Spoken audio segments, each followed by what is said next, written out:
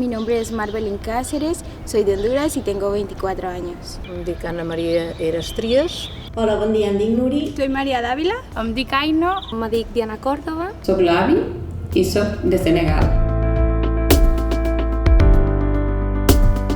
En el Bernayamo empecé a trabajar con una persona mayor. Durante la pandemia estuvimos solas en casa. La situació era super complicada. Soc mare separada de 3 fills i llavors ha sigut una mica...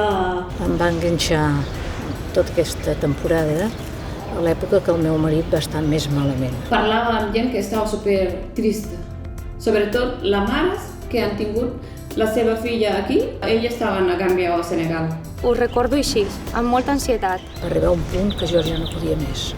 Llavors va ser com vaig demanar ajuda i vaig dir, necessito gent. Estem amb gent que diuen que és d'alt risc, llavors desinfectar-ho tot, posar-te doble mascareta, rentar les mans. La dona del nostre entorn de senegambianas, col·lectiva africana, estaba súper espantada. Y en casa era un poco el miedo por la familia, porque yo tengo dos niños de 8 años y 4 años y era del miedo de llevarlo a casa. I al final me'n recordo que vaig anar al psicòleg perquè necessitava explicar-li a algú com me sentia. Yo creo que más que todo nos ha hecho como más humanos. El aprender a valorar muchas cosas que quizás en otro momento no lo haríamos. Veure la vida d'una altra manera, perquè d'un dia per l'altre ha canviat tot. Lo positivo que veo yo es reafirmar el hecho de que muchas veces no lo piensas, pero sí que tienes apoyo detrás. Me vaig sentir molt recolzada. Que entre todas nos cuidamos, entre todas y todos. Siempre si una no tira, la otra tira del resto y cuando una está bajón, la otra ayuda. Sí que m'ha fet més forta.